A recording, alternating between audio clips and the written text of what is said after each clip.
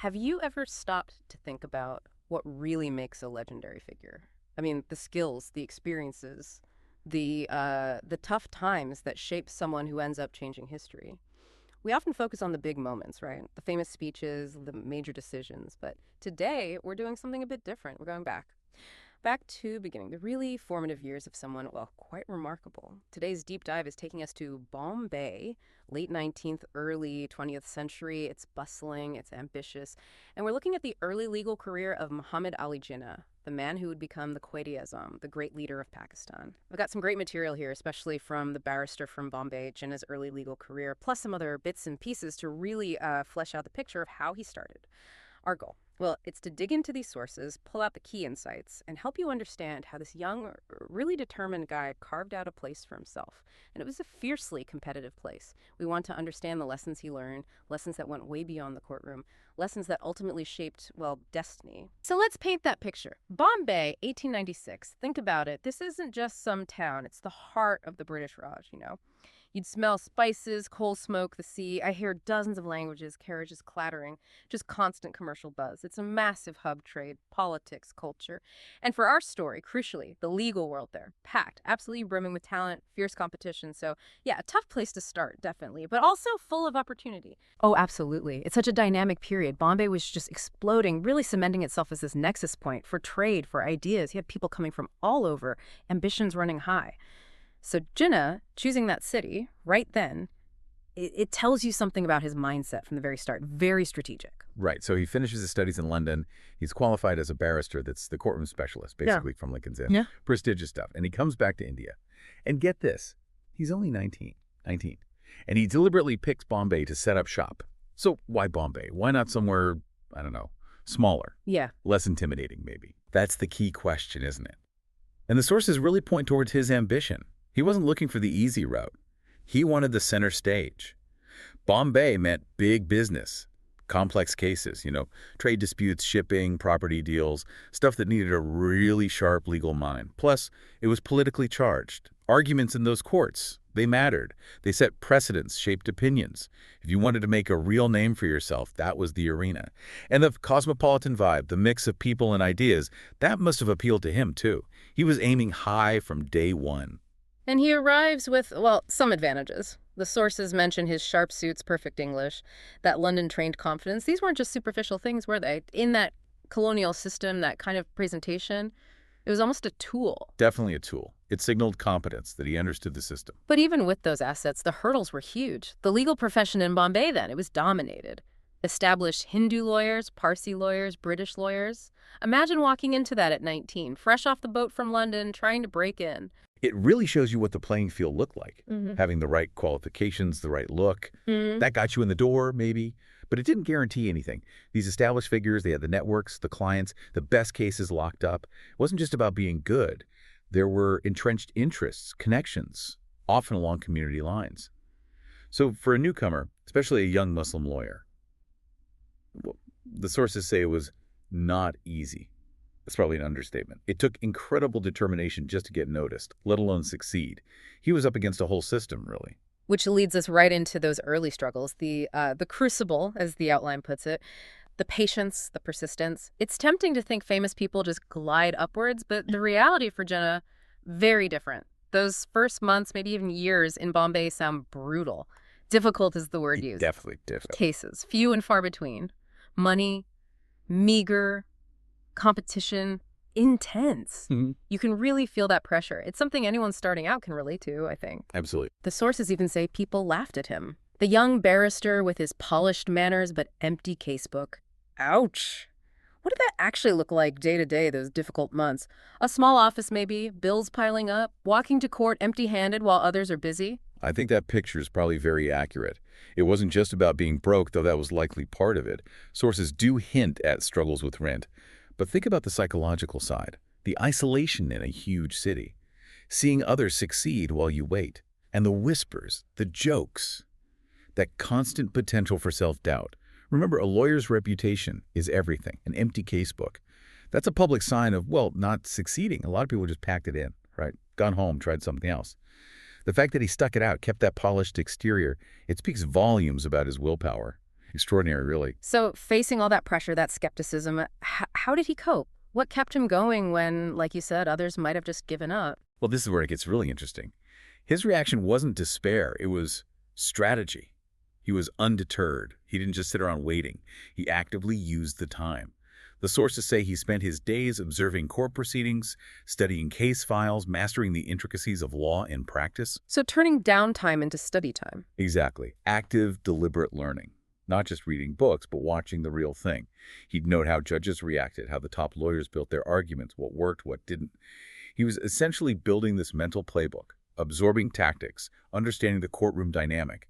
It shows incredible resilience, but also foresight.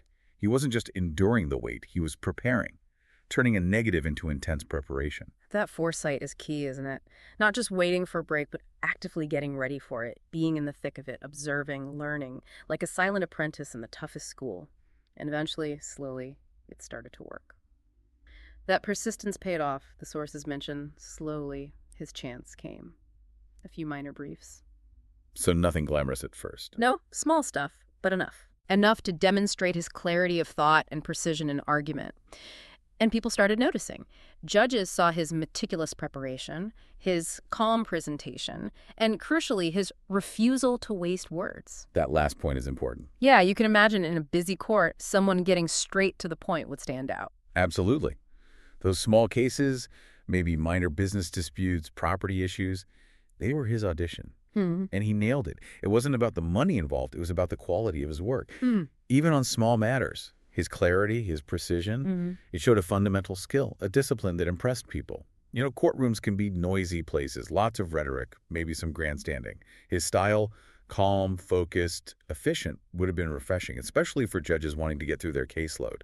That meticulousness, that succinctness, those were the first building blocks of his reputation. He valued the court's time, and he valued his own words. Building credibility, one sharp argument at a time. Which brings us neatly to his professional persona. It wasn't just the legal knowledge, though clearly he had that. It was his whole approach, his discipline and demeanor. The sources stress this. Always impeccably dressed in Western suits, shoes polished, manner dignified. So it really wasn't just what he said. It was the whole package, how he carried himself. Was there maybe a deeper strategy to that meticulous look in that colonial setting? A kind of statement? I think that's a really astute observation. That whole persona practically screamed professionalism, seriousness, respect for the institution. In a British-run system, looking the part, acting the part, it wasn't just about appearances. It was strategic. It showed you understood the rules, you belonged, you could operate within their framework. For a young Indian lawyer, especially a Muslim one, it was perhaps a way of preempting prejudice, asserting competence on their terms.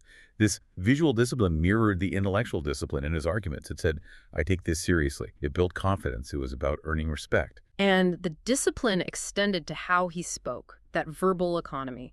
He spoke little, but when he did, every word mattered. Arguments were sharp, logical, concise.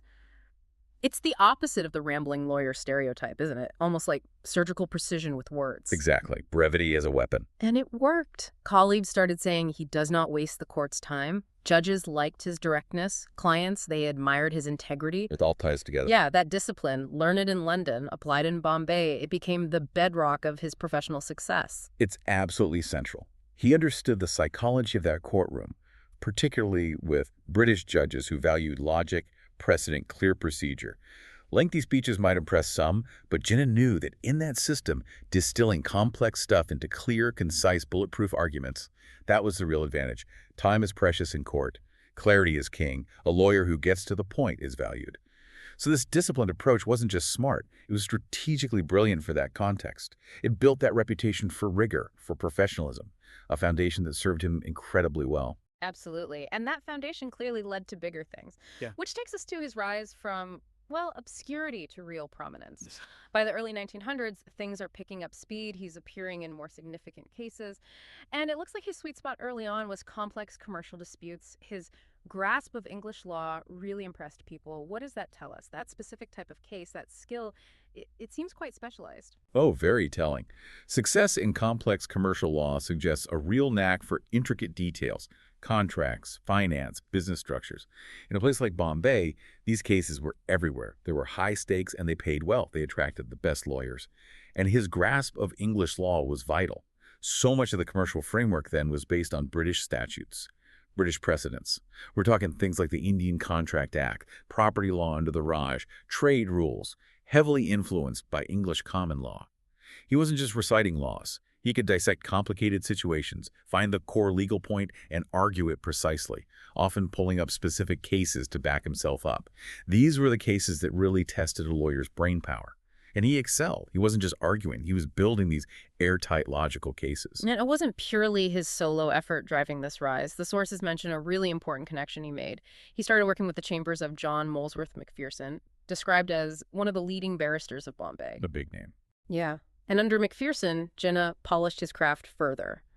So that raises the question of mentorship, doesn't it? How important was linking up with a top guy like MacPherson at that point? Oh, mentorship at that level is invaluable. It's the accelerator. Jen had the raw talent, the discipline, no doubt. But working with someone like MacPherson, that takes you to another level. You get guidance on advanced strategy, sure, but you also get access.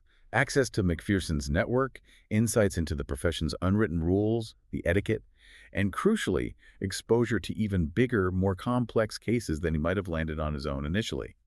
Being in those chambers meant seeing top-tier law practice daily, maybe even assisting on major trials, learning by doing, but at the highest level. It's where you learn the nuances, get feedback, understand the subtle power dynamics. It moves you from just competent to truly masterful. So putting it all together, the hard work, the discipline, the mentorship, by his mid-20s, that image of the obscure lawyer is long gone. He's becoming known.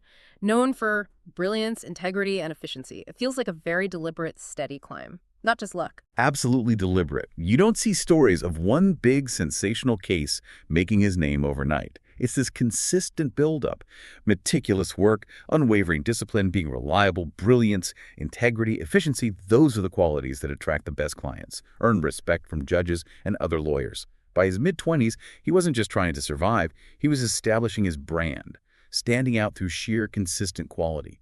That kind of reputation is gold. And part of that brand, that reputation, was this title, the Gentleman Advocate. Sources say his practice wasn't about theatrics. While others might shout, play to the crowd, Jinnah relied on precision. That's such an interesting contrast. Law is often seen as performance, right? Dramatic courtroom moments. He chose a quieter path. Was there tension there between his style and the somewhat emotional nature of court cases? That's a good question. While some cases, maybe criminal trials, might lend themselves to more drama, Jinnah's focus, especially early on, was often commercial and civil law. And in that arena, within the British influence system in India, precision trumped theatrics. Judges valued clear arguments, solid precedent, logical reasoning. Playing to the gallery might not sway a judge focused on the letter of the law. Jinnah understood his audience, primarily the judge. His precision meant every word counted, every argument was tight, logic replaced emotion. It fostered respect, made judges listen more closely, made clients feel secure. Substance over style, you could say, and it proved highly effective in that specific system. And beyond precision, there was another core element clients valued: honesty, straight-up integrity. He apparently never exaggerated promises. He'd give clear advice even if it meant discouraging litigation. Wow. That takes courage for a lawyer, telling someone not to sue. Right. But it made him trusted, especially, the sources note, among Muslim clients who felt pride seeing one of their own succeed with such integrity. That link between integrity and trust seems incredibly powerful, maybe even more than just winning cases. It's absolutely foundational. Winning is important, obviously, but that kind of honesty, it builds a different level of relationship. When a client knows you'll give them the unvarnished truth, even if it's bad news for their case or means less work for you, that creates extraordinary trust. You're not just their lawyer, you're their trusted advisor, their confidant. And in the context of Bombay, then, with its communal dynamics, Jinnah's integrity, applied equally, built bridges. It wasn't just good ethics, it was a statement. For the Muslim community, seeing him succeed and maintain that high ethical standard, immense pride, immense confidence, it cemented his standing, his moral authority. So while he's building this formidable legal career, Bombay itself is working on him in other ways. The sources say the city also exposed Jinnah to politics and public life, that cosmopolitan atmosphere meetings, debates, reform movements drew his attention. So the courtroom wasn't some isolated bubble for him. He's right there in this buzzing hub of ideas. Exactly. Bombay at that time was a political hotbed, alongside being a commercial giant. Nationalism was growing, people were pushing for social reforms, debating India's future under British rule. For someone like Jinnah, intelligent, analytical, articulate, seeing the system up close through his legal work, it would be almost impossible not to get drawn into observing these wider currents. His legal work itself, dealing with contracts, property, trade under colonial law, that gave him a front row seat to the realities of the Raj, its economics, its power structures. His curiosity, maybe a growing sense of civic duty, naturally led him to these public forums where the big questions were being thrashed out. And we see the first little steps into that world. He starts attending sessions of the Indian National Congress as an observer. Wow. Just observing. The sources are clear. Not yet a politician. He's not making speeches or running for office, but you can see the connection forming, right? The seeds are being planted. What kind of things might he have been hearing there? How would his legal brain have processed it all? That's a fascinating transition to watch. The Indian National Congress was the main platform for Indian political aspirations then. Attending their sessions meant hearing the leading voices, people like Nauroji Arlo-Kali, Firoza Shah Mehta, hearing the debates on everything from economic policy and representation to demands for more self-rule. Even just observing, he'd be soaking it all in, analyzing the arguments, the strategies, the personalities.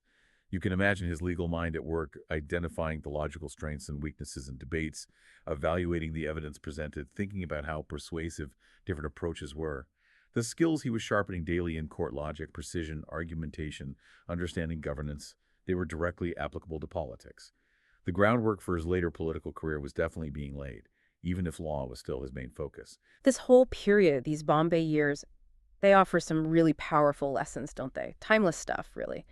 Three big ones stand out. First, resilience builds reputation. We saw how success wasn't immediate. Those tough early years, scarce cases, people doubting him, but he stuck with it. He didn't just endure, he used the time to learn, observe, prepare. It wasn't just grit, it was strategic patience, turning setbacks into preparation. Absolutely. That narrative of overnight success, usually a myth. Jinnah's story really drives home that lasting reputations are often built during the tough times. And his resilience was active, not passive. He was preparing, sharpening his tools, so when the chances came, he was more than ready. He could seize them effectively. That proactive resilience is vital. Second lesson, discipline earns respect. His whole style, the punctuality, the precision in argument, even the way he dressed, it wasn't just personal preference, it built credibility. It showed respect for the court, for the profession. And maybe, as you suggested, it was also a way of navigating that colonial system, asserting his place. It was strategic conduct. Exactly. It was a holistic discipline appearance, timekeeping, intellectual rigor. That consistency built a highly respected professional identity. In a formal setting like a court, demonstrating that kind of order and clarity makes people trust you, judges, colleagues, clients. It showed he valued the process, the integrity of the system. That specific brand of discipline really set him apart. And the third big takeaway, integrity wins trust. He built his career not just on being brilliant, but on being honest, giving clear advice, even when it meant advising against going to court. That created this deep level of trust. Which, as we discussed, was huge in that context. Yeah, in a potentially exploitative system, especially across community lines, that integrity was a powerful statement. It made him someone people could truly believe in. It's possibly the most crucial lesson. Talent gets you noticed, discipline gets you respect, but integrity, that builds lasting trust, a legacy. When people know you'll give them the straight goods, your advice carries enormous weight. It elevates you from just a service provider to a truly trusted counsel. Yeah. That's the bedrock of a profound professional relationship. So, what does this all mean for you listening? Whether you're just starting out, changing paths, or aiming higher where you are. These seem like fundamental principles. Resilience, discipline, integrity. They shaped Jinnah's path long before he became a world leader. By the time the 20th century dawned, Muhammad Ali Jinnah wasn't that unknown kid anymore. He was established, one of Bombay's most promising young barristers. It wasn't a flashy rise, was it? The sources call it steady and dignified, built brick by brick. And that foundation in law was absolutely crucial for what came next. The courtroom was his training ground. It demanded discipline, logic, and the power of precise words. Those weren't just lawyer skills. They were leadership skills in the making, skills that would be vital in the political arena. Exactly. Those very skills, honed under pressure in the Bombay courts, were what eventually transformed him. From the brilliant barrister to one of the major political figures of the century, the young barrister from Bombay was on his way to becoming the Quaid-e-Azam. So maybe a final thought to leave you with. Think about your own journey. The skills you're building now, the character traits you're developing, maybe even in the struggles, could they be preparing you for something bigger down the line, something you don't even foresee yet? What hidden lessons are you learning right now that might shape your own future?